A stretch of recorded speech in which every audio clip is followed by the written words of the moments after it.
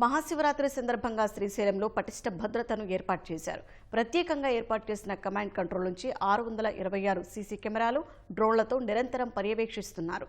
భక్తులకు అసౌకర్యం కలగకుండా పోలీస్, రెవెన్యూ, దేవాదాయ శాఖల సిబ్బంది సమన్వయంతో పనిచేస్తున్నారు. శ్రీశైలం కమాండ్ కంట్రోల్ సెంటర్ నుంచి మా ప్రతినిధి రమేష్ మరింత సమాచారం అందిస్తారు.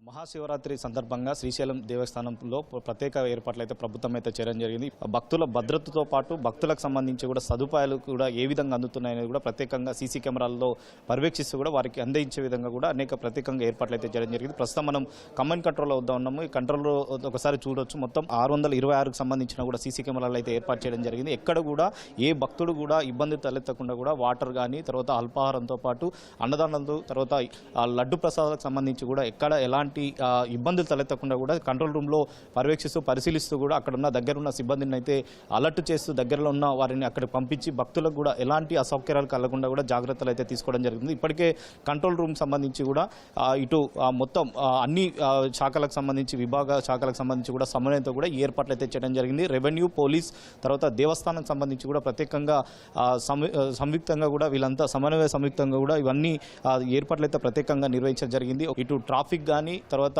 ఇక్కడ వసతితో పాటు, తర్వాత దర్శనంతో పాటు ఇవన్నీ ఈ అన్ని రకాల సదుపాయాలకు సంబంధించి కూడా ఎక్కడ ఎలాంటి ఇబ్బంది తలెత్తకుండా కూడా తగు జాగ్రత్తలు అయితే ఇప్పటికే దేవస్థానంతో పాటు ఇటు ప్రభుత్వ యంత్రాంగం అయితే అన్ని ఏర్పాట్లు చేయడం జరిగింది. ఇటు కమాండ్ కంట్రోల్లో కూడా ప్రత్యేకంగా ఏర్పాటు చేసిన సీసీ కెమెరాల పర్యవేక్షణతో పాటు ప్రత్యేకంగా ఈసారి డ్రోన్ సంబంధించి కూడా 360 డిగ్రీలకు సంబంధించి కూడా ప్రత్యేకంగా ఒక డ్రోన్ ఏర్పాటు చేసి శ్రీశైలం ముఖద్వారం నుంచి తర్వాత శ్రీశైలం లోపల పరిసర ప్రాంతాల్లో కూడా దేవస్థాన పరిసర ప్రాంతాల్లో కూడా ప్రతి ఒక్కరిని క్షుణ్ణంగా పరిశీలించి వారి ఫేస్ గుర్తుపట్టే విధంగా కూడా ఆ డ్రోన్ టెక్నాలజీని కూడా ఇప్పటికే ఈ దేవస్థానం సంబంధించి కానీ పోలీసులు అయితే ఉపయోగిస్తున్న జరుగుతుంది. ఇటు ట్రాఫిక్ విషయంలో చూసుకున్నట్లయితే ఇటు సామాన్య భక్తులతో పాటు బస్సులో వారు ఎక్కువగా ఉంటున్నారు కాబట్టి వారికి బస్సులకు సంబంధించి కూడా ప్రత్యేకంగా పార్కింగ్ స్థలాన్ని ఏర్పాటు చేయడం, తర్వాత బస్సులు ఒక ప్రదేశం మాత్రమే వాళ్ళని బస్సులో దించి తర్వాత నేరుగా దేవస్థానానికి వారి రూమ్లకు వెళ్లేందుకు కూడా ప్రత్యేకంగా చర్యలు అయితే తీసుకోవడం జరిగింది. బస్సులతో పాటు బస్సు